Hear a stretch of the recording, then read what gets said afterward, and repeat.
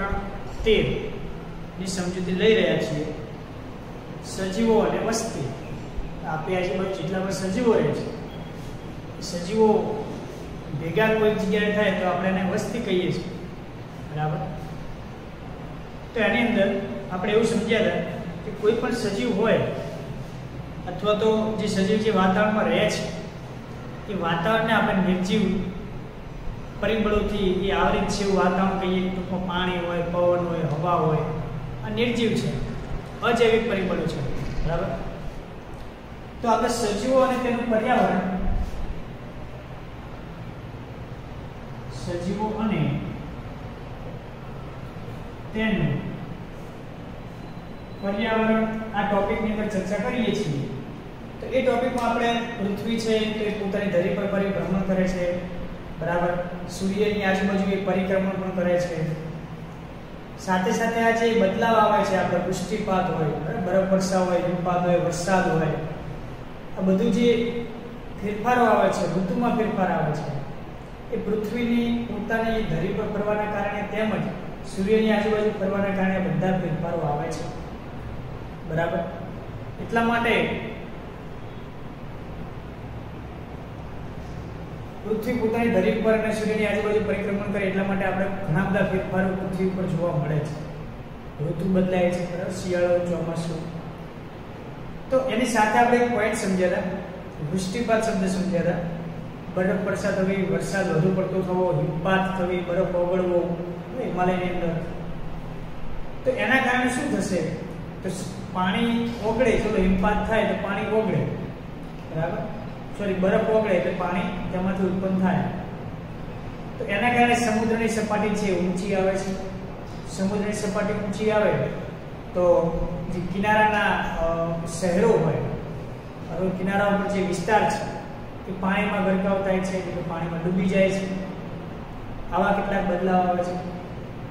જે કંઈ પણ આપણે બદલાવ આવે છે એમાં રણ વિસ્તાર થવો, જંગલો બનવા, સમુદ્ર હોય તેની જગ્યાએ ત્યાં રણ બની જવું, આવા કેટલાક ફેરફારો જે આવે છે એના વિશે આપણે સમજીએ.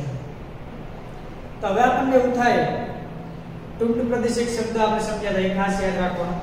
ટુંડ પ્રદેશ એટલે બરફ આચ્છાદિત વિસ્તાર, બરાબર, કે જે વૃક્ષ, જ્યાં વૃક્ષનું ગેરહાજરી હોય છે, એટલે આપણે કહીએ વૃક્ષહીન પ્રદેશ. ટુંડ પ્રદેશ એટલે કેવો પ્રદેશ? વૃક્ષો વગરનો પ્રદેશ, બરફવાળો પ્રદેશ. જે 3600 કિલોમીટરની ઊંચાઈએ આપણે પૃથ્વીની સપાટીથી આવેલો છે. તો 3600 મીટર, કિલોમીટર નહીં, 3600 મીટર ઊંચાઈએ આવેલો છે. બરાબર, યાદ રાખીએ, આપણને બુકમાં આપેલું છે. તો આની સાથે આપણે લઈએ કે આવા જે બદલાવ આવે છે એ બદલાવની સાથે સાથે કેટલાક સખત બદલાવ પણ પૃથ્વી પર જોવા મળે છે. પૃથ્વી પર સખત બદલાવ જોવા મળે છે, જેવા કે દજાડતું રણ જે છે, એવું નથી કે પૃથ્વી પર માત્ર ને માત્ર સમુદ્ર છે, બરાબર, આપણી આજુબાજુ જંગલો છે, એના સિવાય પણ કઠિન, જેને કહીએ ને પૃથ્વી પર સખત એટલે કઠિન, ઘણા બધા કઠિન એવા વિસ્તારો છે કે જ્યાં આપણે પણ નહીં જીવી શકતા. દજાડતું રણ, બરાબર. ત્યાર પછી આપણે વર્ષાથી ભીંજાયેલા મેઘાલયના જંગલો,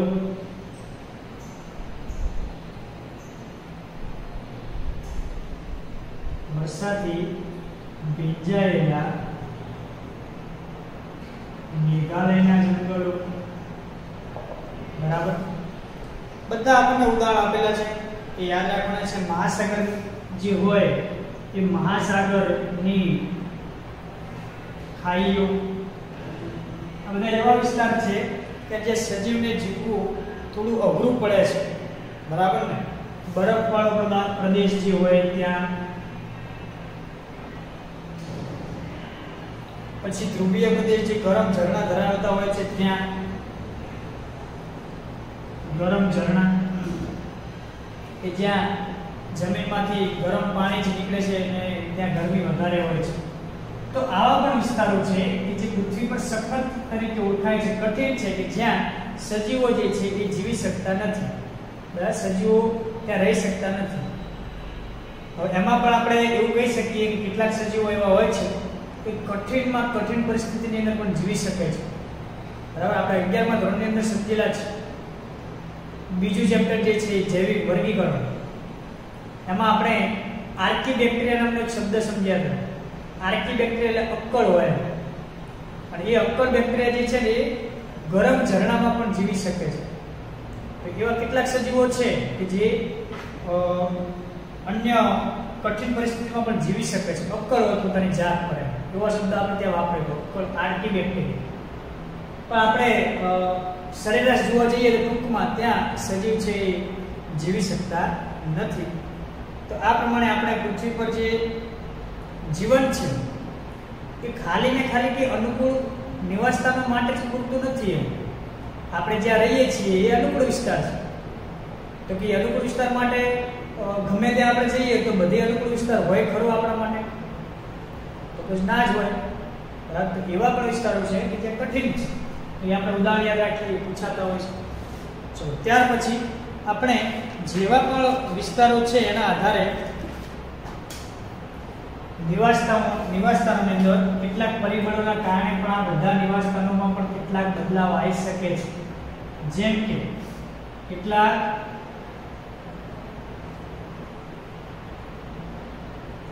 અજૈવિક પરિબળો વડે નિવાસસ્થાનોમાં બદલાવ આવે છે. કેટલાક અજૈવિક પરિબળો નિવાસસ્થાનોમાં બદલાવ આવે છે. આ જેટલી પણ નિવાસસ્થાનો છે, જેટલી પણ વિસ્તાર છે, એની અંદર કેટલાક પરિબળો એવા છે, તાપમાન હોય, પાણી હોય,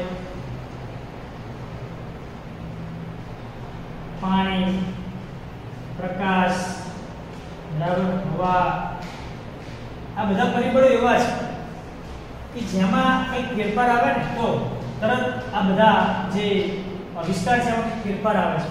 માની લો એવું કહું કે તાપમાન જે છે બહુ ઊંચું જાય તો પછી બરફ પ્રદેશ જે છે પીગળવા લાગે છે. બરાબર, પાણીની માત્રા બહુ જ વધી જાય છે તો મહાસાગરની ખાઈઓ છે પાણીથી ભરાઈ જાય છે, તો માથું લેવલ જે છે ઊંચું આવે છે. તો કેટલાક અજૈવિક પરિબળ છે કે જેના કારણે આ વિસ્તારોની અંદર કંઈક ફેરફાર આવી શકે છે. બરાબર, એ પણ એક વિવિધતાનું કારણ છે. ચેપ્ટર આપણા પરિસ્થિતિ વિદ્યાના જે છે એ પોઈન્ટ ટુ પોઈન્ટ આપણે સમજવા નથી, મૌખિક સમજવાના છે.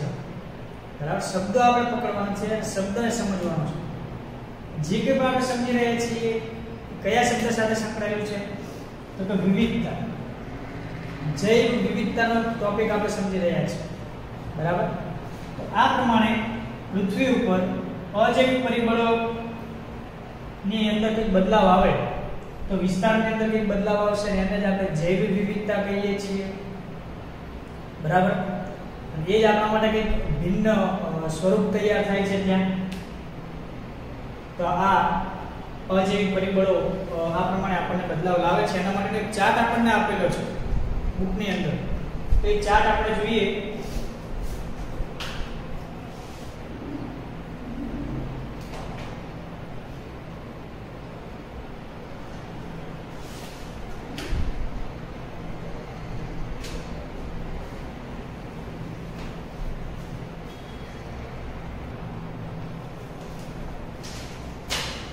ચાર્ટમાંથી આપણને બોર્ડની અંદર અને નેટની અંદર પ્રશ્ન પૂછાય છે તો આપણે ધ્યાન રાખીએ.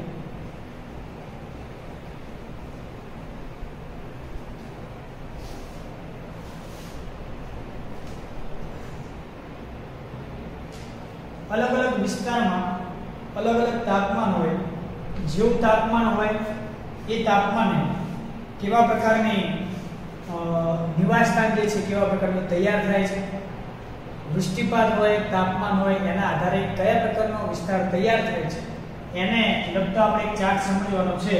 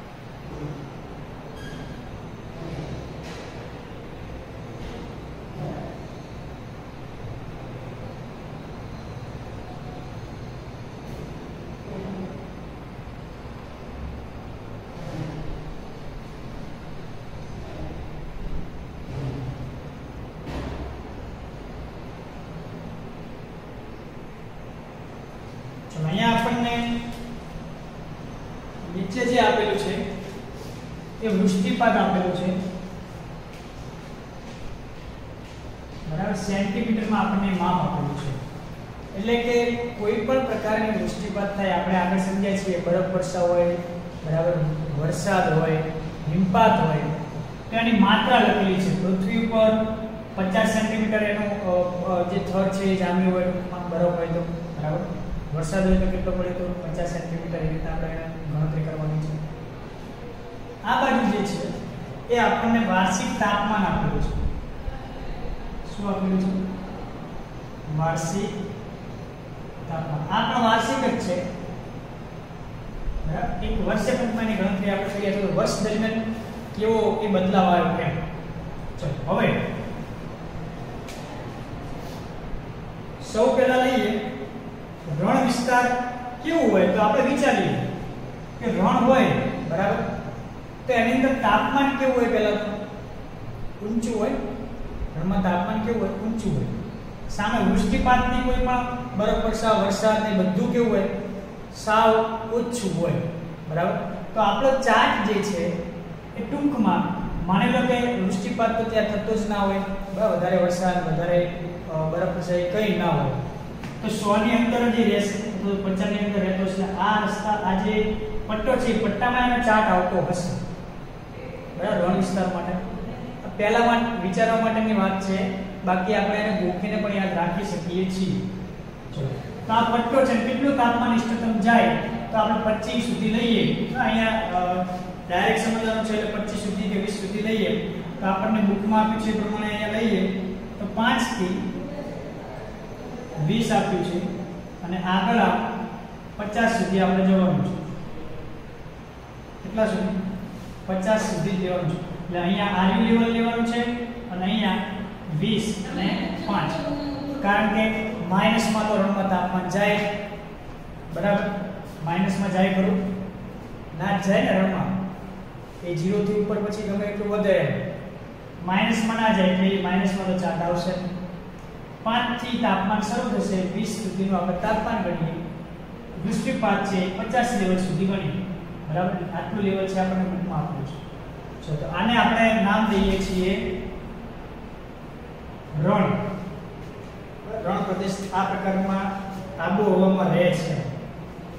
ત્યાર પછી આપણે લઈએ તૃણભૂમિ, તો એ 0 થી 25 સુધીની લેવામાં આવે છે અને 100 સુધીની લેવામાં આવે છે. 0 થી 25 આ 0 બરાબર, અહીંયાથી આમ જઈએ તો 100 સુધી કીધું છે આપણને, તો 100 સુધી લઈએ, એનું લેવલ 100 છે. 100 સેન્ટીમીટર સુધીનો વરસાદ છે અથવા તો કોઈ પણ વૃષ્ટિપાત છે. અહીંયા 25 કીધું છે બરાબર. તો આટલું જે માપ છે એ તૃણભૂમિ છે. પ્રશ્ન કેવી રીતના પૂછાય છે એ તમને પછી હું જવાબ આપું બરાબર. પહેલા જાણી લો કયો ચાર્ટ એ પ્રમાણે ગોઠવાય. હવે આપણે આર્કિટેક્ટ અને અલ્પલાઇન ટુંડ આર્કિટેક્ટ, જે આપણે બરફવાળો વિસ્તાર હોય બરાબર, આર્કિટેક્ટના જંગલો કહીએ છીએ એ વિસ્તાર. તો બરફવાળો વિસ્તાર હોય તો આપણને ખબર પડે કે ક્યાં છે, માઈનસમાં હોય, અહીં ઉપર તાપમાનમાં તો હોય જ નહીં. તો 5 થી લઈને 15 સુધી બરફ વર્ષા માઈનસમાં એ હોય. આમ ક્યાં સુધી લઈએ તો 100 અને 150 સુધી આપણે લઈએ. બસ 100 150 વચ્ચે આવે છે. શરૂઆત ક્યાંથી થશે? આ જે છે આપણે 0 ગણીએ બરાબર, 0 થી શરૂઆત થાય અને 100 સુધી આવે છે. આ વિસ્તાર જે છે એ કયો છે? તો અલ્પલાઇન. અહીંયા હું લખું છું અલ્પલાઇન ટ્રુન્ડ, પબ્લિક કરીને લખીએ છીએ. એન્ટાર્કટિકા કહીએ આપણે બરાબર, અથવા આર્કટિક. ઠંડો વિસ્તાર છે તો એ આમ 100 સુધી જઈ શકે છે. વૃષ્ટિપાત એટલે વધારે પડતો 150 સુધી પણ જઈ શકે છે બરફ વર્ષા થવી. અને માઈનસમાં તાપમાન હોય છે તો આટલો છે, અહીંયા આટલો લેવલ અને અહીંયા આટલો લેવલ બરાબર. ચલો, અલ્પલાઇન આર્કટિકના જે જંગલો છે એ આ પ્રમાણેની ચાર્ટ પ્રમાણે ગોઠવણી આપણે કરી શકીએ છીએ. ત્યાર પછી આપણે લઈએ શીતોષ્ણ વન. શીતોષ્ણ વન છે એનું તાપમાન તો કેવું હોય? મીડિયમ જ હોય, બહુ વધારે પણ નહીં બહુ ઓછું પણ નહીં. એટલે આપણે 10 થી લઈએ બરાબર, તો 10 થી 25 સુધી લઈએ. ચલો આ 10 થી આ 25 બરાબર, 10 થી 25 આમ કેટલું જવું છે એમાં વૃષ્ટિપાત વરસાદ કેટલો થાય? તૃણભૂમિની અંદર સોરી શીતોષ્ણ વન એટલે જંગલની અંદર, શીતોષ્ણ એટલે ઠંડુ જંગલ એમ બરાબર. એક મિનિટ હા બરાબર. ચલો તો શીતોષ્ણ વનને આપણે આગળ 200 સુધી લઈ શકીએ છીએ. બુકમાં આપેલું છે એ પ્રમાણે 200. થોડું આપણે તૃણભૂમિની અંદર એડ કરીએ બરાબર. આ જે છે શીતોષ્ણ વન છે. શીતોષ્ણ વન હોય ત્યાં આટલું એનું એ તાપમાન જોવા મળે છે અને વૃષ્ટિપાત જે છે 200 સેન્ટીમીટર 250 સેન્ટીમીટર સુધીનું એ ગણાય છે. બરાબર. આકૃતિ 4 કે 6 ખબર પડે છે. અહીંયા હું લેવલ લઉં ને 250 અને અહીંયા આ 10 છે તો આ 10 અહીંયા 25 છે બરાબર. આને સીધી લાઈન દોરું તો એ થાય. તો આ લેવલ સુધી જે ગણાય છે પછી આગળ નથી ગણાતું. એ રીતે આપણે ચાર્ટને સમજીએ છીએ. ચલો શીતોષ્ણ વન. ત્યાર પછી ઉષ્ણકટિબંધીય વન. ઉષ્ણકટિબંધીય એટલે ગરમી થોડી વધારે હોય બરાબર. ગરમી ઉષ્ણ એટલે ગરમ. ગરમ વિસ્તારમાં જે જંગલ છે એવું એ વિસ્તાર એને ઉષ્ણકટિબંધીય કહેવામાં આવે છે. તો ઉષ્ણકટિબંધીયની અંદર હંમેશા ગરમી પણ વધારે હોય અને ગરમી વધારે હોય તો ત્યાં વરસાદ પણ વધારે પડે છે. ગરમી વધારે હોય તો વરસાદ પણ ત્યાં વધારે પડે છે. જંગલો વિસ્તાર હોય, ડાંગ છે આપણે બરાબર, તો ત્યાં જંગલો ઘણા છે તો વરસાદ પણ વધારે પડે છે. તો તાપમાનની રીતે જોવા જઈએ તો 20 થી 25 ની વચ્ચે આપણને ઉષ્ણકટિબંધીય જોવા મળે છે અને લાસ્ટમાં એ 400 થી 450 વચ્ચે ગણવામાં આવે છે. આ જે ભાગ છે ઉષ્ણકટિબંધીય કહેવામાં આવે છે. ઉષ્ણકટિબંધીય વિસ્તાર, ગરમ વિસ્તાર, ઠંડો વિસ્તાર, ઘાસ જે છે તૃણભૂમિ એટલે ઘાસ, રણ, અલ્પલાઇન ઠંડો વિસ્તાર, બરફ, એમાં આપણને આવું જોવા મળે છે. અને લાસ્ટ શંકુદ્રમ વન. શંકુદ્રમ વન છે એ ઠંડો પણ ના કહેવાય અને ગરમ પણ વિસ્તાર ના કહેવાય. શંકુદ્રમ એટલે ટૂંકમાં દરિયા કિનારાનો આજુબાજુનો જે વિસ્તાર છે, જમીન અને દરિયો જે અડતો હોય, જ્યાં બંનેનો સ્પર્શ થતો હોય ત્યાં આપણે શંકુદ્રમ વન તરીકે ઓળખીએ છીએ બરાબર, અથવા શંકુદ્રમ વિસ્તાર કહીએ છીએ. તો એવો જે વિસ્તાર છે ત્યાં વૃષ્ટિપાત છે, તાપમાન છે કેટલા પ્રમાણમાં હોય છે તો એની માહિતી લઈએ તો આપણને 15 થી લઈ અને 0.5 વચ્ચે જોવા મળે. એકદમ વધુ પડતી 15 થી અહીંયા લઈએ છીએ, અહીં 0 બરાબર. પછી એનો લેવલ આગળ જઈએ તો વૃષ્ટિપાત વધતો જાય છે. એટલે કે 250 નું લેવલ હોય જ્યારે સેન્ટીમીટર ત્યાં વૃષ્ટિપાત એનો ટૂંકમાં વધુ જોવા મળે છે. પછી ધીમે ધીમે એ ઘટતો જાય છે અને ક્યાં સુધી જાય છે તો 350 આજુબાજુ રહે છે.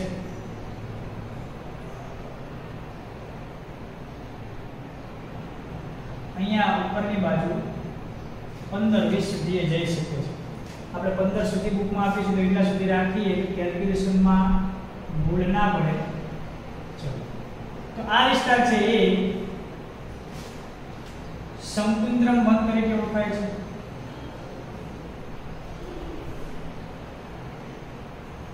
બરાબર. ચલો તો આ પ્રમાણે આપણો જે ચાર્ટ છે એ આપેલો છે બુકની અંદર કે જૈવ વિવિધતા જે છે બરાબર, ઠંડો હોય, ગરમ હોય, રણ વિસ્તાર હોય, મધ્યમ ગરમ હોય, શીતોષ્ણ, મધ્યમ ઠંડુ હોય, શંકુદ્રમ હોય, તો એ કયા વૃષ્ટિપાતે કેટલું એનું તાપમાન હોય છે એનો એક ચાર્ટ આપેલો છે. હવે આમાંથી પ્રશ્ન કેવો પૂછાય છે બરાબર એ આપણે ખાસ સમજવાનું છે. હું તમને એમ કહું કે 250 વૃષ્ટિપાત સેન્ટીમીટરમાં જે થાય છે બરાબર એ વિસ્તાર પ્રમાણે હોય. બરફ વરસાદ બરફ, ખાલી વરસાદ હોય તો ખાલી વરસાદ, હિમપાત હોય તો હિમપાત બરાબર. તો 250 ની અંદર કેટલા વિસ્તાર આવી શકે તો આપણે કહી શકીએ કે આર્કિટિક એટલે ટૂંકમાં આલ્પલાઇન તૃણ, બરાબર. આર્કિટિક તો એક બિલ્ડિંગનું સ્ટ્રક્ચર એ કહેવાય છે, ટૂંકમાં આલ્પલાઇન તૃણ, બરાબર. શીતોષ્ણ વન, તૃણભૂમિ અને રણભૂમિ, આ ચાર જે છે એ 250 વૃષ્ટિપાત છે તેની અંદર આવે છે. તો આ પ્રમાણે આમાંથી 25 પ્રશ્ન નીકળી શકે. આ ચાર્ટમાંથી 25 જેવા પ્રશ્નો નીકળી શકે બનાવવા હોય તો. ઘણા બધા પ્રશ્નો નીકળે, પણ આપણને ચાર્ટ ક્લિયર હોય તેમાંથી ગમે તે પ્રશ્ન આવે તો આપણે લખી શકીએ છીએ, બરાબર. 250 થી 300 350 વચ્ચે જે વૃષ્ટિપાત થાય છે કયો? તો સંકુન્દ્રમ વન. પછી આ 200 થી 300 વચ્ચે જે આવે છે, ચલો આટલો પટ્ટો છે, તો એમાં ઉષ્ણકટિબંધીય ના ગણાય, કારણ કે એક તો વધારે લાંબુ જાય છે. ખાલી એક પૂછે તો આપણે સંકુન્દ્રમ વન લખીએ. પછી જે પ્રમાણે વિકલ્પ આપેલા હોય એ પ્રમાણે આપણે લખી શકીએ, બરાબર. ચલો હું તમને એમ પૂછું કે 100 થી લઈને 0 વચ્ચે, ચલો તાપમાનની વાત કરીએ, 20 થી 0 ની વચ્ચે તાપમાન હોય, 25 થી 0 ની વચ્ચે, એવું કયું? તો તૃણભૂમિ, બરાબર. 20 થી 10 ની વચ્ચે હોય તો શીતોષ્ણ પટ્ટો એટલો છે. એવી રીતના આપણે આ સમજવાનો છે. ઘણા બધા પ્રશ્નો આમાંથી નીકળી શકે છે. આપણે પ્રેક્ટિસ કરીશું. દર્પણની અંદર કેટલા ક્વેશ્ચન આપેલા હોય, નીટ માટે જે આપણે તૈયારી કરશું ત્યારે કેટલા પ્રશ્નો આપેલા હશે. તો ચાર્ટ ઉપરથી આપણે ઘણા બધા પ્રશ્નો એમાં બનાવવાના છે, બરાબર. ચલો તો આ આપણે વાત કરી કે જૈવ વિવિધતા જે છે એ ચાર્ટ પ્રમાણે સમજીએ તો આ પ્રમાણે ઘણી બધી રીતે જોવા મળે છે. ચલો ત્યાર પછીનો પોઈન્ટ આપણે લઈએ કે અત્યાર સુધી જે ભણ્યા, બરાબર, આ પોઈન્ટની અંદર જૈવ વિવિધતાની અંદર તો એવું જ સમજ્યા છીએ કે અજૈવિક ઘટકો છે, તાપમાન, પાણી, બરાબર. અહીંયા પણ તાપમાન છે, અહીં પાણી આવી જશે વરસાદ આવે એટલે. અજૈવિક ઘટકના કારણે જૈવ વિસ્તાર છે એની અંદર ઘણો બધો બદલાવ આવી શકે છે. તો એ જૈવ વિસ્તાર છે એમાં વિવિધતા હોઈ શકે છે અજૈવિક પરિબળના કારણે. પણ એવું નથી કે માત્ર અજૈવિક પરિબળ જ નહીં,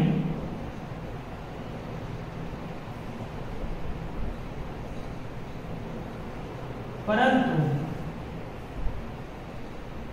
જૈવિક પરિબળ પણ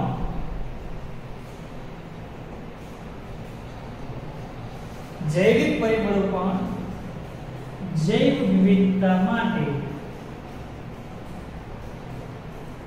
ઉપયોગી છે. જૈવિક પરિબળ એટલે જેનામાં જીવ છે એ. તો એવા કયા સજીવો? તો આપણે કહી શકીએ કે રોગકારકો હોય, કેટલાક કીટકો હોય, બેક્ટેરિયા હોય. બેક્ટેરિયા જો રોગકારકમાં આવી જાય તો વાંધો નહીં, આપણે અલગથી લખીએ. પરોપજીવીઓ હોય, પક્ષીઓ હોય, ઘણા બધા સજીવો આવે છે કે એના કારણે વિવિધતા જોવા મળે. કેવી રીતના? તો માની લો આપણે જે વિસ્તારમાં રહીએ છીએ, રણ વિસ્તાર છે, તો રણ વિસ્તારની અંદર બેક્ટેરિયા છે, પક્ષી જે છે એ જાત અલગ. ઠંડા વિસ્તારમાં રહેતા હોય જે સજીવો એમની એ અલગ જાત હોય. એ કઈ અહીંયા રણમાં રહી શકે ના? રણના ત્યાં રહી શકે? તો કે ના, બરાબર. ઊંટ છે તો ઊંટ રણમાં જીવી શકે, બરફવાળા વિસ્તારમાં જીવી શકે નહીં. એવી રીતના રીંછ છે તો ત્યાં ઠંડા પ્રદેશના જે રીંછ છે એ ત્યાં જીવી શકે, અહીંયા જીવી શકે નહીં. તો આ શું કહેવા માંગે છે કે જૈવ વિવિધતા છે અહીંયા અને ત્યાં બંનેમાં. જૈવમાં શું છે? વિવિધતા છે. તો જૈવ વિવિધતા માટે ત્યાં તાપમાન અલગ હોય. અજૈવિક પરિબળ માટે આપણે વિચારીએ તો ત્યાં તાપમાન અલગ હશે, અહીંયા તાપમાન આપણે અલગ હશે, બરાબર. તો આ રીતના રોગકારક કીટકો, બેક્ટેરિયા, પરોપજીવી, પક્ષીઓ જે છે એ બધા જૈવ પરિબળો છે કે જે જૈવ વિવિધતામાં મદદ કરે છે. દરેક વિસ્તારમાં દરેક સજીવો અલગ અલગ રહે છે, એને જ આપણે જૈવ વિવિધતા કહીએ છીએ. ચલો તો આ પ્રમાણે આપણે જૈવ વિવિધતાનો ટોપિક અહીંયા પૂરો કરીએ છીએ. કે ટૂંકમાં જૈવ વિવિધતાની જે પ્રસ્તાવના અભિગમિક સમજ છે એ આપણે અહીંયા પૂરી કરીએ છીએ. તો કોઈ પણ નૈસર્ગિક નિવાસસ્થાન હોય, કુદરતી કોઈ નિવાસસ્થાન વિસ્તાર છે એમ આપણે આજુબાજુ જોઈ શકીએ છીએ. નૈસર્ગિક નિવાસસ્થાન જંગલ છે, બરાબર. તો એ નૈસર્ગિક નિવાસસ્થાનમાં કોઈ સજીવને ત્યાં ટકવું હોય, જંગલમાં કોઈ પ્રાણી આવીને ટકવું હોય એમ, તો એ જંગલનું જે આબોહવા હોય એ પ્રમાણે એને શું થવું પડે? અનુકૂલન થવું પડે, ત્યાં સેટ થવું પડે. આપણે બીજા વિસ્તારમાં જઈએ તો એ વિસ્તારમાં જઈને આપણે સેટ થવું પડે. ડાયરેક્ટ આપણને ત્યાં ટૂંકમાં આપણે અહીંયા જેમ એકદમ સ્વતંત્ર રહીએ છીએ એમ ના રહી શકીએ, ત્યાં જઈને આપણે સેટ થવું જોઈએ છે, બરાબર. તો એમ કોઈ પણ સજીવ હોય કોઈ અન્ય વિસ્તારમાં જાય, અન્ય નિવાસ સ્થાનમાં જાય તો એને ત્યાં અનુકૂળ થવું પડે છે. મનુષ્ય હોય, પ્રાણી હોય, કીટક હોય, બેક્ટેરિયા હોય કે કોઈ પણ હોય, કોઈ વનસ્પતિ હોય, એકલિંગી, દ્વિલિંગી, ત્રિલિંગી કોઈ પણ, તો એને નવા વિસ્તારમાં જ્યારે જવાનું થાય તો નવા વિસ્તારમાં એને વિકાસ કરવાનો હોય તો એને અનુકૂલન સાધવું જરૂરી છે. પોઈન્ટ યાદ રાખીએ કે કોઈ પણ સજીવને નવા વિસ્તારમાં જાય એટલે એને અનુકૂલન સાધવું જરૂરી છે. અનુકૂલન એટલે ત્યાં રહેવા માટેની આપણે જે કંઈ પણ આપણા માટે ત્યાં રહીએ એ બધું આપણને ગમે, અનુકૂળ થવું. તો કોઈ પણ નૈસર્ગિક નિવાસસ્થાનમાં આપણે સ્થાયી પણ અથવા તો આપણે ત્યાં ઉત્તરજીવિતતા રાખવી હોય, ઉત્તરજીવિતતા શબ્દ આપેલો છે. ઉત્તરજીવિતતા એટલે ત્યાં જીવવા માટે, લાંબા સમય જીવવા માટેની એક એ આપણી હેબિટેટ, જેને ઉત્તરજીવિતતા કહેવામાં આવે છે, બરાબર. તો એના માટે આપણે અનુકૂળ થવું જોઈએ છે. દરેક સજીવ અનુકૂળ થાય છે. ચલો, આટલા સુધી આપણે રાખીએ છીએ. હવે પછી પ્રકરણ સાર પ્રમાણે આપણે આગળ પ્રકરણ સાર લખાયા તો એ પ્રમાણે અજૈવિક પરિબળો જે છે, તાપમાન, પ્રકાશ, પાણીની કેવી રીતના મદદ કરે છે એની સમજણ લઈશું, બરાબર. ચલો, જય હિન્દ.